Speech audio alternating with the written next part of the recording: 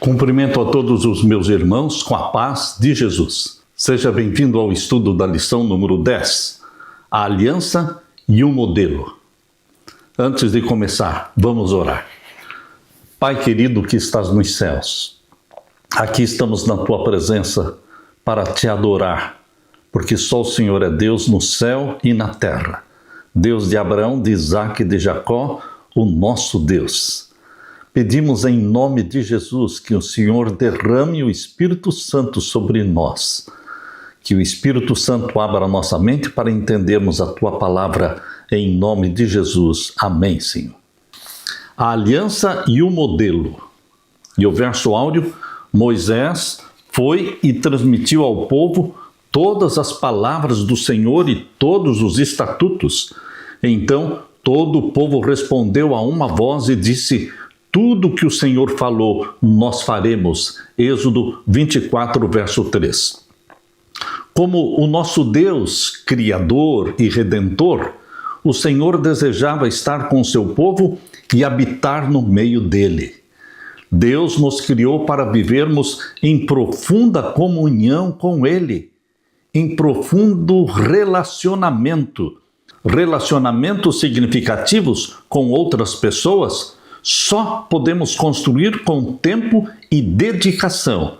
O mesmo é verdade em relação ao nosso relacionamento com Deus. Essa pode ser uma experiência edificante e de muito crescimento, mas somente se passarmos tempo com Ele. Você e eu precisamos dedicar tempo para estar com Deus, para andar com Deus. Em termos práticos, significa estudar a palavra de Deus, a Santa Bíblia, porque é através da Bíblia que Deus fala conosco, e também orar, porque quando oramos estamos falando com Deus, e precisamos também testemunhar aos outros sobre a morte, sobre a ressurreição e a volta de Jesus, envolvendo-nos na missão que Deus nos deu. À medida que o Senhor nos abençoa, seremos então um canal de bênçãos para os outros. O foco deve estar em Deus, não em nós mesmos. Ao nos conectarmos com Deus, Deus nos capacita a seguir os seus ensinos, o que significa obedecer à sua palavra. Não é de admirar que a geração de seguidores de Cristo do tempo do fim, a nossa geração, seja descrita na Bíblia como aqueles que guardam os mandamentos de Deus e a fé em Jesus, Apocalipse 14, 12. Que privilégio pertencer a esse remanescente fiel de Deus do tempo do fim, descrito como os que guardam os mandamentos de Deus e têm a fé de Jesus, Apocalipse 14, 12. Na verdade, é simples, amamos a Deus e porque amamos a Deus, vamos obedecer ao nosso Pai Celestial. Aleluia! Na parte de domingo, o livro e o sangue. A aliança de Deus sempre foi pela graça, pelo sangue, pela fé no sangue do Cordeiro. Desde o Jardim do Éden, um cordeiro foi morto. Há pessoas que dizem que no Antigo Testamento a salvação era pelas obras, e que só no Novo Testamento a salvação é pela graça. Essa pessoa não entendeu nada da Bíblia, nada do plano da salvação. Porque desde o Éden, quando Adão e Eva pecaram, um cordeiro foi morto. E com a pele daquele cordeiro, Deus vestiu a nudez causada pelo pecado. Desde o princípio, pelo exemplo de Abel oferecendo um sacrifício e despertando a ira de Caim, que, irado contra Abel, o matou. Mas por que Caim não foi aceito por Deus? Porque não ofereceu um cordeiro. Portanto, era pela graça, desde o princípio, era pela graça o plano da salvação. E hoje também continua sendo pela graça. Queridos, no Antigo Testamento a graça se manifestava através do cordeiro e do sangue derramado. E hoje a graça se manifesta através do Cordeiro de Deus, que é Jesus, e o sangue que Ele derramou. Nós cremos neste sangue que nos purifica de todo o pecado. Bendito seja Deus. Abra sua Bíblia e vamos ler Êxodo capítulo 24. Êxodo capítulo 24, vamos ler do verso 1 até o verso 8. Aqui diz: Depois disse a Moisés: Sobe ao Senhor, tu e Arão, Nadab e Abiú, e 70 dos anciãos de Israel, e inclinai-vos de longe. E só Moisés se chegará ao Senhor, mas eles não se cheguem, nem o povo suba com ele. Vindo, pois, Moisés, e contando ao povo todas as palavras do Senhor e todos os estatutos, então o povo respondeu a uma voz e disseram: Todas as palavras que o Senhor tem falado, faremos. O povo decidiu obedecer, achando que tinha força em si mesmo, poder em si mesmos, para obedecer a Deus. Eles tomaram a decisão correta de obedecer tudo o que Deus falou, mas eles estavam totalmente errados, porque estavam confiando em si mesmos. Querido amigo, querido irmão, nós somos frágeis, nós somos pecadores. Nós não temos em nós mesmos o poder da obediência. É unicamente pela graça, unicamente pelo Espírito Santo que em nós habita, que podemos obedecer os mandamentos de Deus. E Israel, quando fez este compromisso, todas as palavras que o Senhor tem falado faremos, eles estavam confiando em si mesmos. E o verso 4 diz: E Moisés escreveu todas as palavras do Senhor e levantou-se pela manhã de madrugada e edificou um altar ao pé do monte e 12 monumentos, segundo as 12 tribos de Israel. E enviou certos mancebos dos filhos de Israel, os quais ofereceram holocaustos e sacrificaram ao Senhor sacrifícios pacíficos de bezerros. E Moisés tomou a metade do sangue e a pôs em bacias, e a outra metade do sangue espargiu sobre o altar. E tomou o livro do concerto e o leu aos ouvidos do povo. E eles disseram: Tudo que o Senhor tem falado, faremos e obedeceremos. Então tomou Moisés aquele sangue e espargiu sobre o povo, e disse: Eis aqui o sangue do concerto que o Senhor tem feito convosco sobre todas estas palavras. Da parte de Deus, o concerto que Deus fez com o povo era fundamentado no sangue do Cordeiro. Queridos, da parte de Deus, a salvação sempre foi, hoje ainda é, pela graça, pelo sangue do Cordeiro. Porém, o povo de Israel não tinha esta compreensão. Eles confiaram em si mesmos. Tudo o que o Senhor disser, isso faremos. O Deus vivo da Bíblia é o Deus dos relacionamentos. Para o nosso Senhor, o mais importante não é um objeto ou cronograma, mas a pessoa. Assim, ele dedica bastante atenção às pessoas, e o propósito principal das suas ações é construir um relacionamento pessoal com os seres humanos. Afinal, um Deus que é amor, conforme diz em 1 João 4,8, que Deus é amor, teria que ser um Deus que se importasse com relacionamentos, pois como pode haver amor sem relacionamento? Jesus disse: E eu, quando for levantado da terra, atrairei todos a mim. João 12:32. Deus está interessado não apenas em nosso comportamento ético, na doutrina correta ou em um conjunto de ações adequadas, mas acima de tudo, Deus está interessado num relacionamento pessoal e profundo com você e comigo. As duas instituições estabelecidas na criação, lá no Éden, foi o sábado e também foi o casamento. Na sexta-feira, Deus realizou o casamento de Adão e Eva. E no sábado era o dia santo, o dia de descanso, conforme diz Gênesis capítulo 2, versos 1 a 3. No sétimo dia, Deus descansou, abençoou e santificou. Essas duas instituições que vieram lá do Jardim do Éden, o sábado e o casamento, elas estão falando de relacionamento. Relacionamento de um para com o outro e relacionamento com Deus. A confirmação da aliança no Sinai teve o objetivo de reforçar o relacionamento especial que Deus desejava ter com o seu povo. Naquela cerimônia, o povo disse 2 vezes, ou melhor, disse 3 vezes: Tudo que o Senhor tem falado, faremos, Isso está em Êxodo 24, verso 3, Êxodo 24, verso 7 e também Êxodo capítulo 19, verso 8. Portanto, foram 3 vezes que eles, confiando em si mesmos, disseram: nós faremos tudo o que o Senhor mandou. As pessoas realmente queriam fazer isso, mas não conheciam a sua própria fragilidade, a sua falta de poder. O sangue da aliança foi aspergido sobre o povo, indicando que somente pelos méritos de Cristo Israel seria capaz de seguir as instruções de Deus.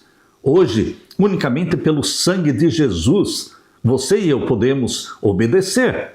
Tudo que o Senhor disser faremos, em nome de Jesus, pela graça de Jesus Cristo, pelo poder do Espírito Santo que em nós habita.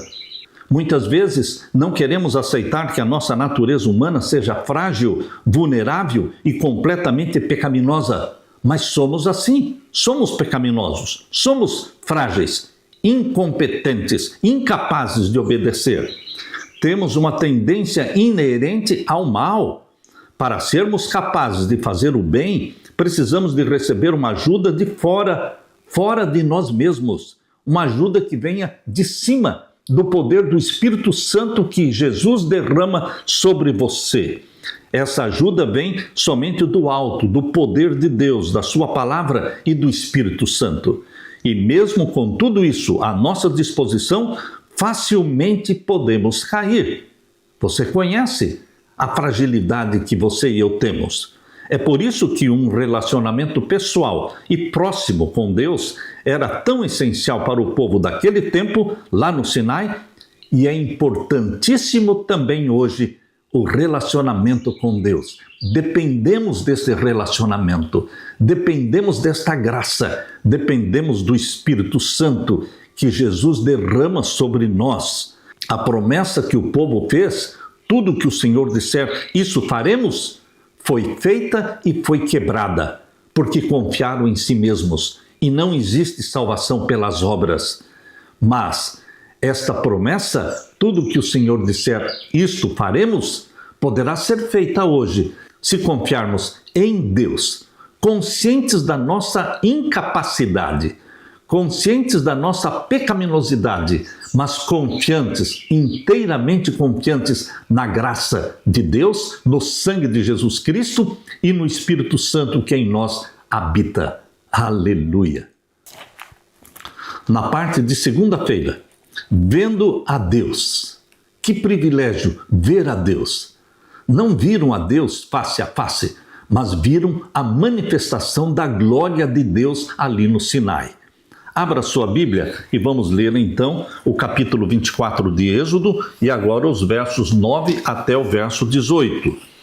E subiram Moisés e Arão, Nadab e Abiú, e 70 dos anciãos de Israel, e viram o Deus de Israel, e debaixo de seus pés havia como uma obra de pedra de safira, e como o parecer do céu na sua claridade.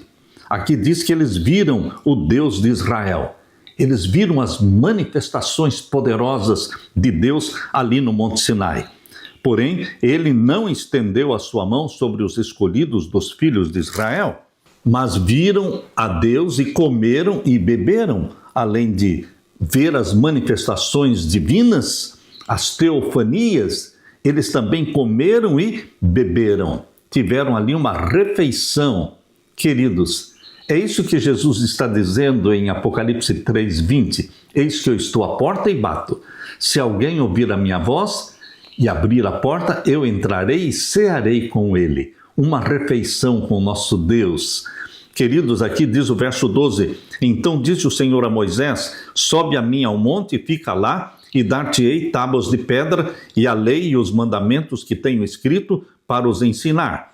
E levantou-se Moisés com Josué, seu servidor, e subiu Moisés ao monte de Deus, e disse aos anciãos: esperai-nos aqui até que tornemos a vós. E eis que Arão e Ur ficam convosco. Quem tiver algum negócio se chegará a eles. E subindo Moisés ao monte, a nuvem cobriu o monte, e habitava a glória do Senhor sobre o monte de Sinai. E a nuvem o cobriu por 6 dias. E ao 7º dia chamou a Moisés do meio da nuvem. Deus trabalha em ciclos de 7. Isso está claramente revelado em toda a Bíblia, principalmente no Apocalipse, que foi escrito todo em ciclos de 7 igrejas, 7 selos, 7 trombetas, 7 pragas, 7 trovões, 7 reis, tudo em ciclo de 7. Mas isto já vem desde o princípio, quando Deus criou o mundo numa semana literal de 7 dias. E aqui diz que a nuvem cobriu Moisés por 6 dias e ao 7º dia chamou a Moisés do meio da nuvem. E o parecer da glória do Senhor era como um fogo consumidor no cume do monte aos olhos dos filhos de Israel. E Moisés entrou no meio da nuvem, depois que subiu ao monte, e Moisés esteve no monte 40 dias e 40 noites. Meu querido irmão, que experiência!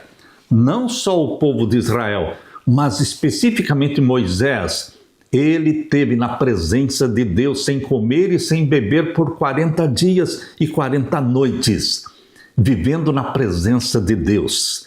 Após o firme restabelecimento da aliança com Deus, Moisés subiu novamente no Sinai.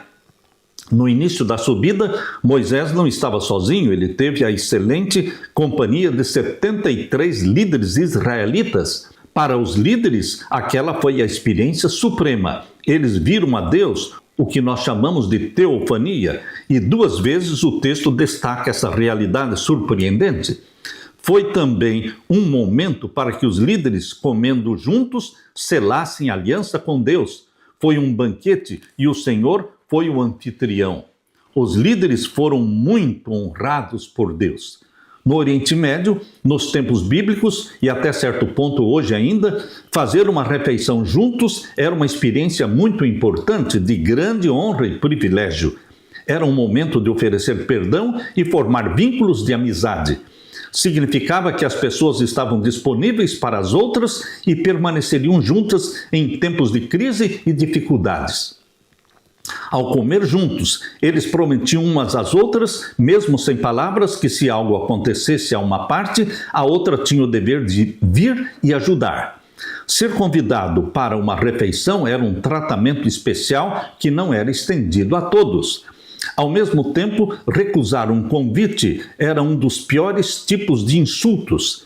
Esse fato nos ajuda a entender as histórias do Novo Testamento em que Jesus Cristo foi duramente criticado por comer com os pecadores. Lucas 5,30. E quando os crentes celebram a ceia do Senhor, eles também estabelecem esse vínculo próximo com os outros crentes que são pecadores como eles. Durante essa refeição, a ceia do Senhor, celebramos o perdão de Jesus Cristo e a salvação que temos em Jesus Cristo. Infelizmente, alguns daqueles que subiram com Moisés mais tarde caíram em pecado e perderam a vida. Foi Nadab e Abiú, filhos de Arão, que foram mortos porque eles desobedeceram a Deus. Isto está em Levítico 10, versos 1, 2 e 9. Embora Nadab e Abiú tivessem tido uma experiência tão profunda com Deus, não foram transformados ou convertidos por ela. Essa é a lição poderosa de que ter a verdade e ter privilégios sagrados não significa que estamos automaticamente convertidos. Depois de terem vivenciado tudo isso, Nadab e Abiú deveriam ser os últimos a cometer o que tragicamente fariam mais tarde. Pecaram contra Deus. E Deus usa para com os seus líderes de maior severidade. É a luz dada, é a luz cobrada. Pecado contra o Espírito Santo foi o pecado cometido por Nadab e Abiú. Foi o pecado cometido por Ofni e Finéias. Percebam que eram todos sacerdotes de Deus, ungidos do Senhor. Queridos, os que mais facilmente podem pecar contra o Espírito Santo são os ungidos do Senhor, porque Deus deu a luz, Deus deu privilégios, mas Deus exige também maior responsabilidade. Deus derrame sobre você e sobre mim, meu querido irmão e querida irmã, o Espírito Santo. E Deus nos ajude a viver a luz abundante que Ele nos tem dado, através do Antigo Testamento, através do Novo Testamento e através do Espírito de profecia. Mais de 50 livros escritos pela serva de Deus, Ellen White, que também é uma abundante verdade para o tempo do fim, a verdade presente. Que Deus derrame sobre nós o Espírito Santo e nos faça obedientes, submissos a essa luz abundante que Ele nos dá. Aleluia! Na parte de terça-feira, poder para obedecer. O poder para obedecer vem de Deus. Não é para dentro de você que você tem que olhar, buscando poder dentro de você. Nós somos fracos, nós somos pecadores. Nós precisamos de um poder que venha de fora e venha do alto. Vem de Jesus Cristo derramando sobre nós o Espírito Santo. Vamos ler agora Ezequiel capítulo 36. Ezequiel capítulo 36 e vamos ver os versos 26 a 28. Aqui diz: E vos darei um coração novo, e porei dentro de vós um espírito novo, e tirarei o coração de pedra da vossa carne, e vos darei um coração de carne. Veja, é Deus que se propõe a fazer a obra. É Ele que se propõe a nos dar um coração novo, que ama a Deus e que tem prazer na lei do Senhor.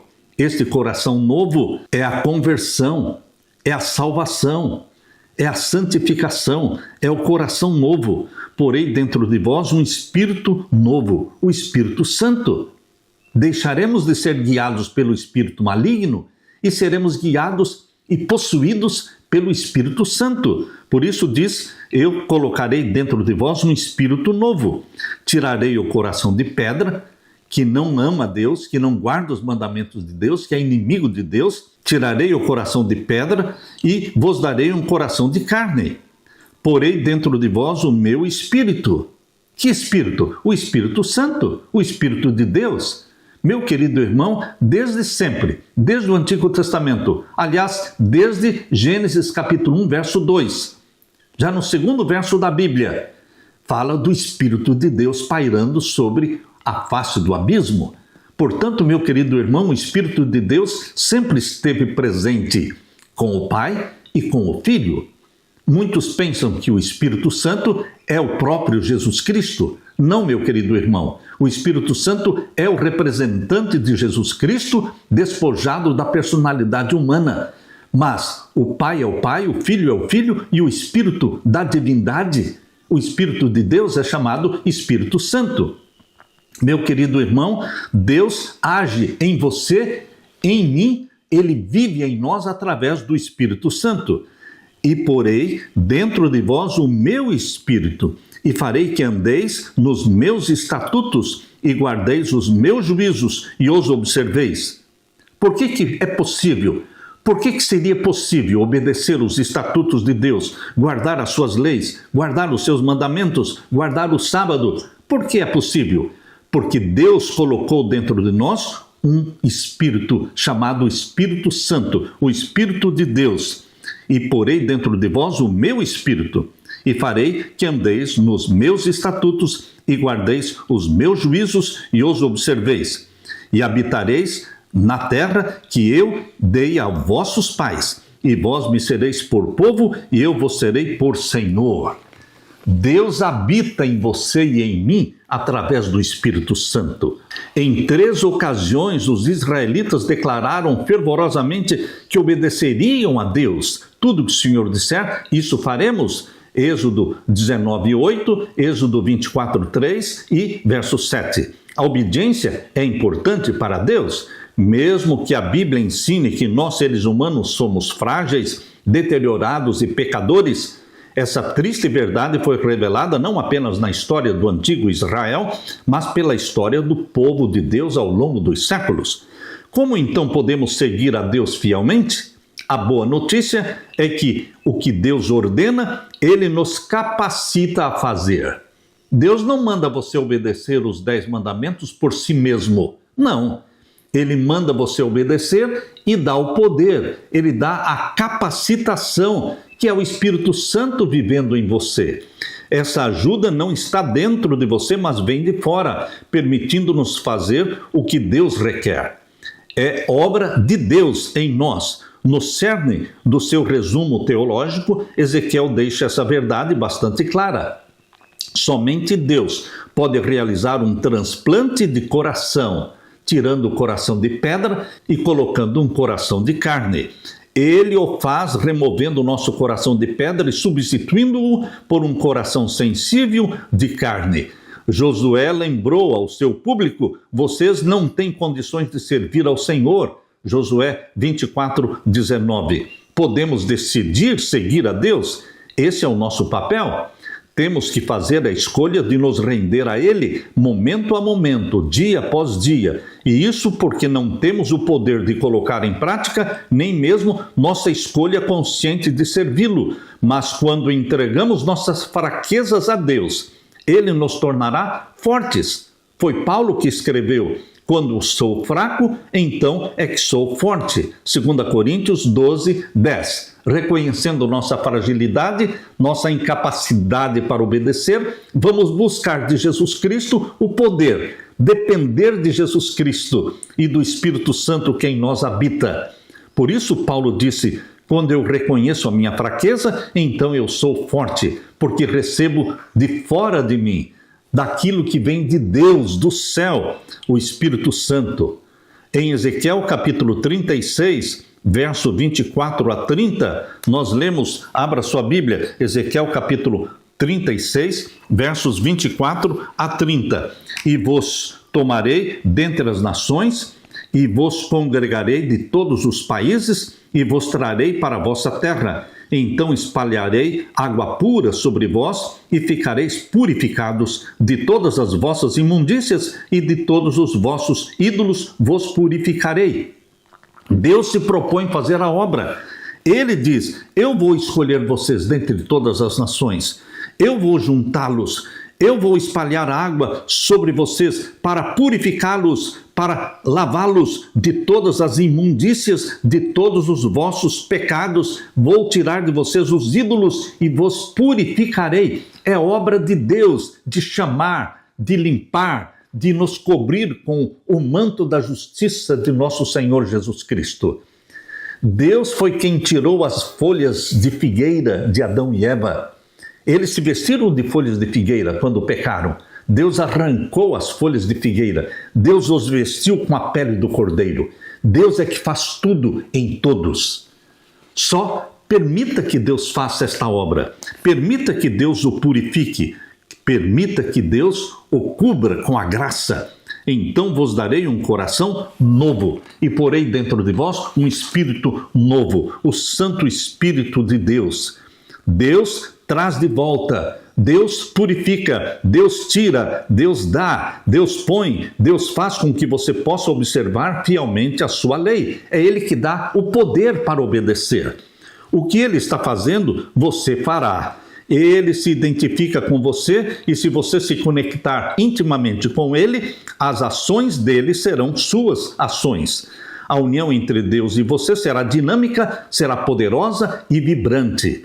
Novamente, a ênfase do texto está na ação de Deus por você e em você. Porei dentro de vocês o meu espírito e farei com que andem nos meus estatutos, guardem e observem os meus juízos.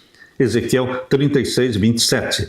Deus ordena que as pessoas lhe obedeçam e lhes dá poder para fazer isso. O que Deus requer do povo, Ele o ajuda a fazer. A obediência é dom de Deus, não apenas nossa realização, assim como a salvação também é um dom de Deus. Meu querido irmão, se recebemos o poder para obedecer, por que achamos tão fácil cair em pecado? Porque nós falhamos na comunhão? Nós falhamos na comunhão e nos propomos lutar contra o pecado. Mas o seu dever não é lutar contra o pecado. O seu dever é manter-se em comunhão. A nossa luta é a luta da fé, é a luta da comunhão, a luta para permanecer submisso ao nosso Deus. A falha na comunhão vai resultar no afastamento de Deus e pecaremos. Mas, se mantivermos nossa comunhão de manhã, ao meio-dia, à noite, de madrugada, se mantivermos nossa comunhão, nossa mente ligada a Deus, recebendo dele o Espírito Santo, e ele estará vivendo em nós, então viveremos em plena harmonia com o nosso Deus, com o nosso próximo, teremos prazer na lei do Senhor, porque a lei não nos condenará, porque não estaremos vivendo em pecado.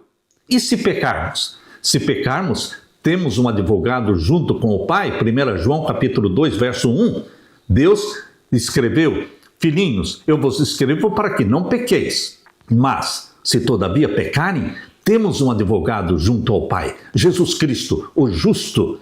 Jesus intercede, Jesus nos perdoa quando nós pecamos. Portanto, meu querido irmão, o nosso desejo, nosso plano é não pecar. Essa é a vontade de Deus para você. Mas, quando você pecar, ou se você pecar, temos um advogado, Jesus Cristo. 1 João 2, verso 1. Aleluia! Na parte de quarta-feira, no meio do seu povo. Como Deus escolheu viver no meio do seu povo? Através do santuário. Por isso, em Êxodo capítulo 25, verso 8, Deus disse para Moisés: e me fareis um santuário, para que eu possa habitar no meio deles. Me fareis um santuário, para que eu possa habitar no meio de vocês. Queridos, Deus quer habitar em você. Como é que Deus habita em você? Através do Espírito Santo. Deus ensinava por vários meios, e um deles era o santuário. O santuário terrestre, ou tabernáculo terrestre, foi construído por ordem de Deus. As cerimônias apontavam para Jesus e ilustravam o plano da salvação que seria executado por Jesus séculos depois. Que importantes verdades teológicas e práticas são encontradas naquilo que Deus escreveu em Êxodo capítulo 25. Abra sua Bíblia, Êxodo capítulo 25, e vamos ver então os versos 1 até o verso 9. Aqui diz: então falou o Senhor a Moisés, dizendo: fala aos filhos de Israel que me tragam uma oferta alçada de todo homem cujo coração se mover voluntariamente, dele tomareis a minha oferta alçada. E esta é a oferta alçada que tomareis deles: ouro e prata e cobre. Mas o povo de Deus tinha muito ouro, prata e cobre. Eles ganharam isso dos egípcios. Quando eles saíram dos egípcios, eles saíram cheios de ouro, de prata, de cobre, de azul, de púrpura, de carmesim, de linho fino, pelos de cabras. Tudo isso eles tinham, porque eles receberam ao sair da escravidão egípcia. E peles de carneiros, tintas de vermelho e peles de teixugos e madeira de cetim, azeite para a luz, especiarias para o óleo da unção e especiarias para o incenso, pedras sardônicas e pedras de engaste para o éfode e para o peitoral, e me farão um santuário, e habitarei no meio deles. Verso 9, conforme a tudo que eu te mostrar, para modelo do tabernáculo e para modelo de todos os seus vasos, assim mesmo o fareis. Deus deu o modelo, Deus deu o plano de construção do tabernáculo. Queridos, o santuário celestial existe, e o santuário da terra foi uma miniatura, uma ilustração, uma maquete do santuário verdadeiro que está no céu. O santuário da terra tornou-se conhecido como uma ilustração do santuário do céu. Deus nos leva do conhecido para o desconhecido. Olhando para o santuário da terra, nós vemos ali o plano da salvação em detalhes. Começando com o pátio, onde o sacrifício era feito no pátio, entrando para o lugar santo, a sala da intercessão, do mediador, e então no lugar santíssimo era a obra do juízo, da expiação, onde estava a santa lei de Deus dentro da arca do concerto. E ali, sobre a arca do concerto, o propiciatório, que é símbolo de misericórdia, que é símbolo de perdão e salvação. Aleluia! Embora Deus estivesse conduzindo os israelitas e já estivesse perto deles, instruiu Moisés a construir um santuário. Ele queria mostrar de modo visível e concreto que estava com eles. Apesar dos seus muitos erros, ele não os havia abandonado. Assim, quando eles foram aceitos pelo Senhor novamente, eles receberam a ordem divina e começou a construção do santuário. A Bíblia diz que Deus não habita em templos e edifícios feitos por mãos humanas. Atos capítulo 7, versos 47 a 50. Ele é maior que os mais altos céus e até mesmo o céu não pode contê-lo. Paulo disse lá em Atenas: o Deus que fez o mundo e tudo que nele existe, sendo ele Senhor do céu e da terra, não habita em santuários feitos por mãos humanas. Atos 17, 24. Além disso, o rei Salomão também declarou: mas será que de fato Deus poderia habitar na terra? Eis que os céus e até o céu dos céus não têm poder para conter, muito menos este templo que eu edifiquei. 1 Reis 8, 27. O santuário deveria ser o lugar no qual Deus manifestaria a sua presença ao povo. Os israelitas deveriam trazer uma oferta voluntária para a construção do santuário. Eles deveriam levar dádivas valiosas, incluindo ouro, prata, bronze, madeira de acácia, vários tipos de tecidos finos, azeite de oliva e especiarias. Em Êxodo capítulo 25, verso 10 até o capítulo 27, encontramos inúmeros detalhes sobre o tabernáculo e suas cerimônias. Deus apresentou a Moisés um projeto contendo instruções específicas sobre como construir e mobiliar o tabernáculo, incluindo a arca da aliança, a mesa dos pães da proposição, o candelabro, candeeiro com 7 lâmpadas, os altares, os véus, as cores e as medidas. Deus deu tudo.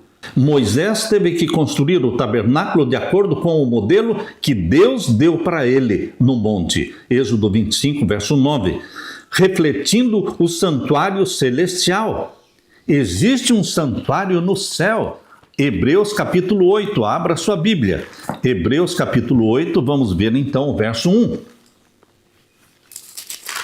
Aqui diz: ora, a suma do que temos dito é que temos um sumo sacerdote tal que está sentado nos céus, à destra do trono da majestade, ministro do santuário e do verdadeiro tabernáculo, o qual o Senhor fundou e não o homem. O verdadeiro tabernáculo, o verdadeiro santuário é o do céu, construído por Deus, e ele está dentro da Nova Jerusalém. É ali que está o trono de Deus, e é ali que vamos adorar a Deus de sábado em sábado, na nova terra e no novo céu. Meu querido irmão, o santuário celestial estava ilustrado no santuário da terra. O santuário da terra teve uma função especial até a morte de Jesus na cruz. Quando Jesus morreu na cruz, ressuscitou e subiu ao céu. 50 dias após a ressurreição de Jesus, houve então a entronização de Jesus no santuário celestial, quando ele ungiu o Santo dos Santos. Ele ungiu o santuário celestial para exercer ali o ministério. Primeiramente, o ministério da intercessão no lugar santo. E a partir de 1844, no final dos 2.300 anos de Daniel 8,14, Jesus iniciou o trabalho da purificação do santuário celestial, ou seja, o juízo celestial. A terceira e última fase do ministério de Jesus Cristo no santuário celestial. O santuário terrestre era somente uma amostra do santuário celestial. Perdeu a validade quando Jesus Cristo morreu na cruz. E o véu do templo rasgou-se de cima até embaixo. E no ano 70, o templo todo foi destruído, não ficando pedra sobre pedra. Por quê? Porque Deus quer tirar o foco do santuário da terra para o santuário celestial, onde Jesus está intercedendo por você, meu querido irmão. Jesus é o nosso mediador. E em 1844 começou a purificação do santuário celestial, ou seja, o juízo celestial, onde Jesus é o juiz. Por quê? João capítulo 5, verso 22, Deus diz ali: porque o Pai a ninguém julga, mas deu ao Filho o poder de julgar. Deus deu ao Filho, que é Jesus, o poder de julgar. Ele é o juiz lá no juízo celestial. E a norma do juízo de Deus é a sua lei, a sua santa lei, os 10 mandamentos. Deus derrama sobre você o Espírito Santo e faz de você um homem e uma mulher obedientes a Deus. Habitando em nós o Espírito Santo de Deus, nós vamos ter a mente obediente de Jesus Cristo. Aleluia! Na parte de quinta-feira, cheios do Espírito de Deus, Não seremos nada sem o Espírito Santo habitando em nós. Deus o Pai deu seu Filho para morrer por nós. O Filho de Deus, Jesus Cristo, morreu por nós, realizando a nossa salvação. Mas é o Espírito Santo que aplica em você os méritos de Cristo. É o Espírito Santo que convence você do pecado. É o Espírito Santo que atrai você para Jesus Cristo. É o Espírito Santo que implanta em você a mente de Jesus. É o Espírito Santo que nos santifica, nos torna obedientes. Por isso, meu querido irmão, não seremos nada sem o Espírito Santo de Deus. Deus encheu aqueles que Ele chamou, encheu-os do Espírito Santo. O Senhor instruiu Moisés sobre cada detalhe na preparação para as cerimônias do tabernáculo. Os sacerdotes deveriam usar vestes apropriadas, mas o sumo sacerdote usava uma estola especial que continha os nomes dos filhos de Israel. Ele também usava um peitoral que continha o Urim e o Tumim e deveria estar em seu coração, Êxodo 28. Todos os sacerdotes deveriam ser consagrados, Êxodo 29. Outros itens a serem cuidadosamente preparados eram o altar de incenso, a bacia, o óleo de unção e o incenso, Êxodo capítulo 30. Vamos ler o capítulo 31 de Êxodo. Que assistência especial foi dada por Deus para que todos os detalhes do tabernáculo fossem preparados e construídos da forma bela e adequada como Ele mandou? Qual foi a assistência que Deus deu? Deus chamou e Deus capacitou. Aqui diz em Êxodo capítulo 31. Leia comigo, Êxodo 31. Depois falou o Senhor a Moisés, dizendo: Eis que eu tenho chamado por nome a Bezaleel, o filho de Uri, filho de Ur, da tribo de Judá, e eu enchi do Espírito de Deus. Deus chama e Deus enche do Espírito Santo. O Espírito Santo esteve presente desde o princípio. Gênesis 1, 2 fala do Espírito Santo de Deus.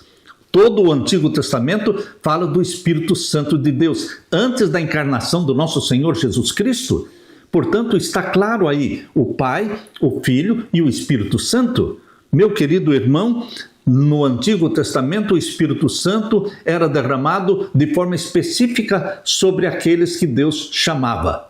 Porém, hoje, nós vivemos na era e na dispensação do Espírito Santo. Não é sobre pessoas específicas, mas é sobre todos os que abraçam Jesus Cristo como Salvador. Todos os que nascem da água e do Espírito estão nascendo do Espírito Santo e serão também batizados pelo Espírito Santo se mantiverem em comunhão com Jesus Cristo. Meu querido irmão, Deus se propõe a encher você do Espírito Santo, assim como fez com Bezaleel.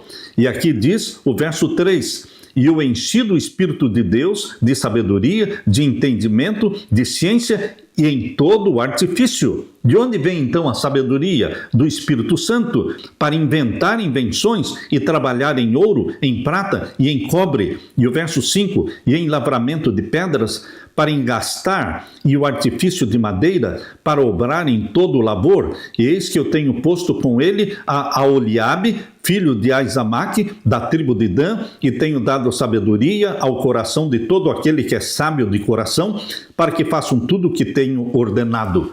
Verso 7. A saber, a tenda da congregação e a arca do testemunho e o propiciatório que estará sobre ela e todos os vasos da tenda e a mesa com os seus vasos e o castiçal puro com todos os seus vasos e o altar do incenso.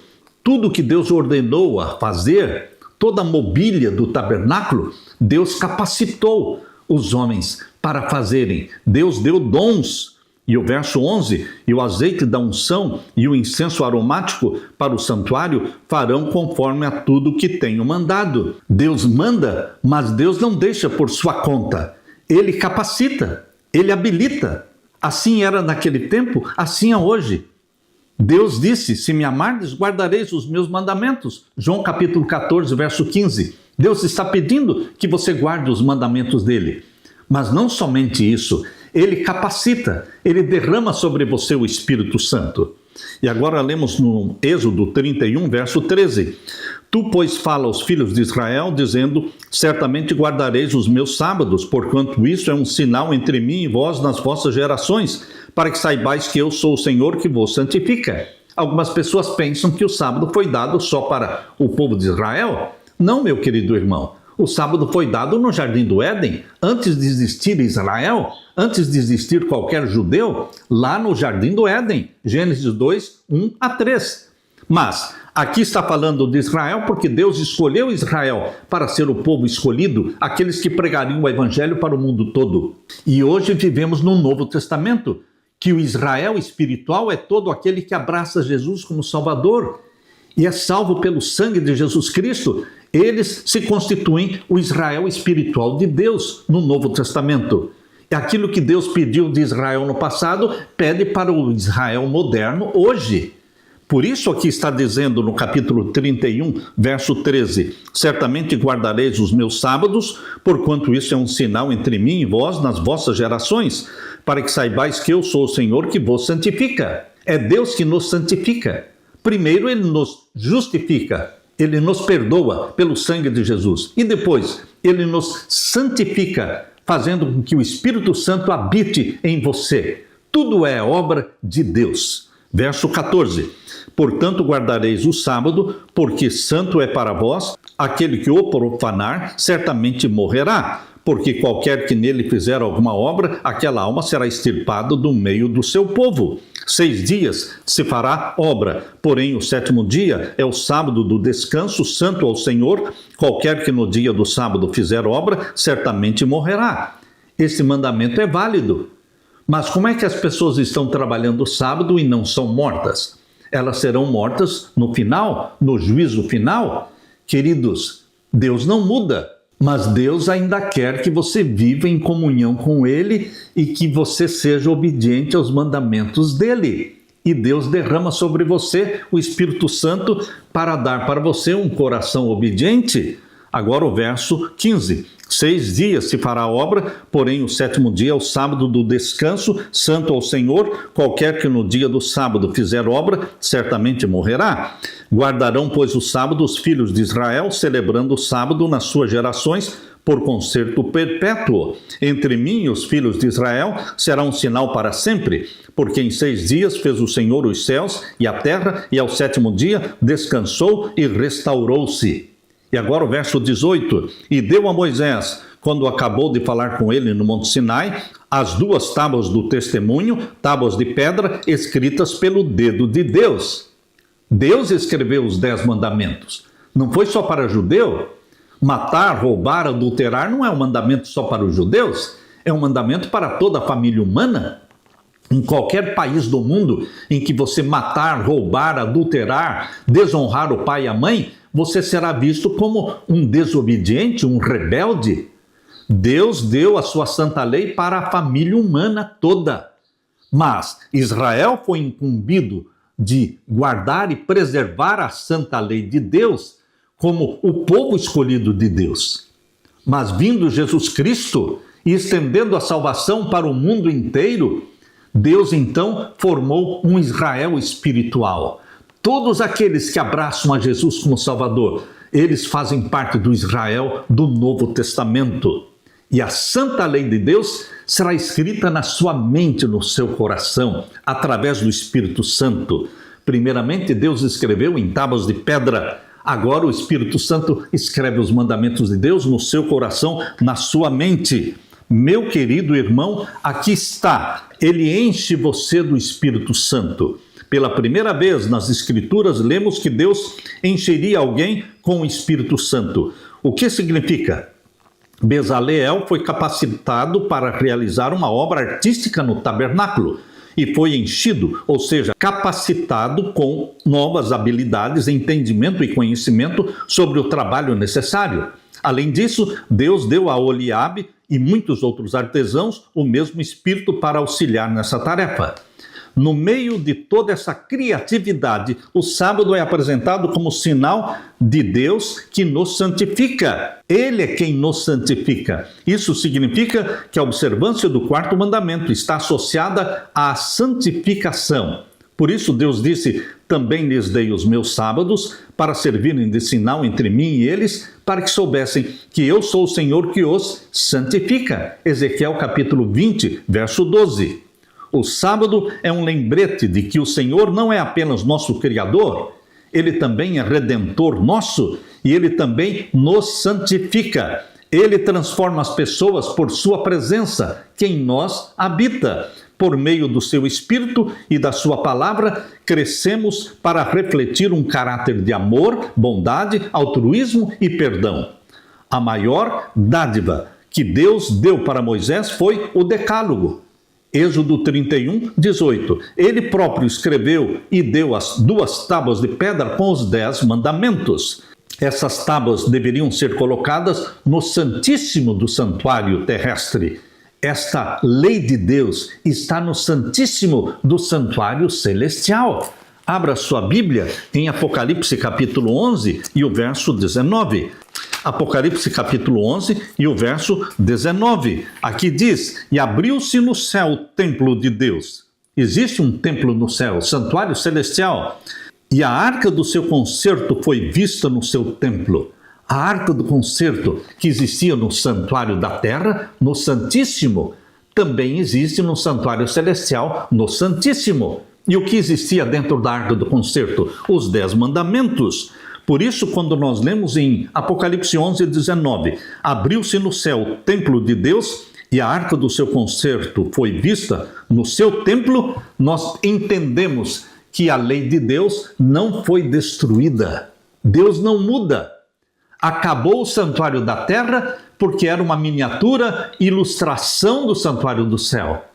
Mas Jesus Cristo é o nosso sacerdote e também é o nosso juiz no santuário celestial. E a norma de juízo é a santa lei de Deus. Esta é a norma do juízo. Por isso Tiago capítulo 2 afirma, abra sua Bíblia, em Tiago capítulo 2, aqui diz, leia comigo. Vamos ler Tiago 2, verso 10. Porque qualquer que guardar toda a lei e tropeçar em um só ponto, tornou-se culpado de todos. Porque aquele que disse não cometerás adultério, também disse não matarás. Se tu, pois, não cometeres adultério, mas matares, estás feito transgressor da lei. Assim falai e assim procedei, como devendo ser julgados pela lei da liberdade. Seremos julgados pela lei de Deus, a santa lei de Deus, chamada aqui de lei da liberdade. Por que lei da liberdade? Porque não condena aqueles que a obedecem. Mas quando você não obedece à lei de Deus, ela o acusa. Mas você pode pedir perdão para Jesus Cristo e Jesus o perdoa. E Deus não só perdoa, mas Deus derrama o Espírito Santo sobre você para que você se torne obediente à lei da liberdade. Você deixa de cometer adultério, de matar, de roubar, de cobiçar, de desonrar pai e mãe. Você deixa de adorar imagens e ídolos e você deixa de guardar o domingo. Você se torna guardador do sábado. Simples assim, meu querido irmão. Deus quer fazer de você um homem e uma mulher salvos pelo sangue de Jesus Cristo. E Deus coloca em você um espírito novo, o Espírito Santo, que implanta em você uma mente obediente, que tem alegria na lei do Senhor, na lei do nosso Pai Celestial. Meu querido irmão, é esta obra que Deus quer fazer por você e em você. Ele justifica você pelo sangue de Jesus Cristo, Ele santifica você pela habitação do Espírito Santo em você e Ele vai nos glorificar. Quando Jesus voltar, seremos glorificados. O corpo mortal vai se revestir de imortalidade.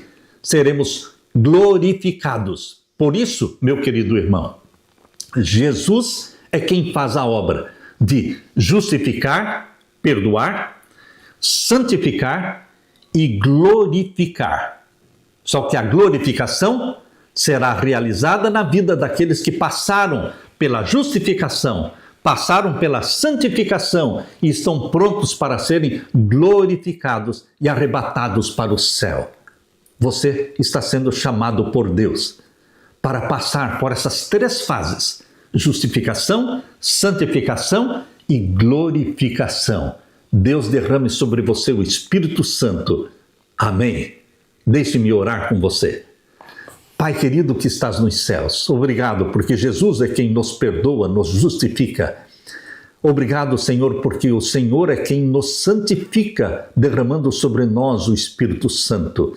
Obrigado, Jesus, porque o Senhor nos dá a promessa de que vai voltar e vai nos arrebatar para o céu.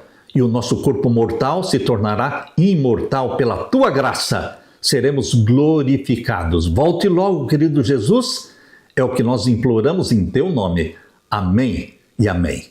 Deixo com você, meu irmão, minha irmã, a paz de Jesus. Amém.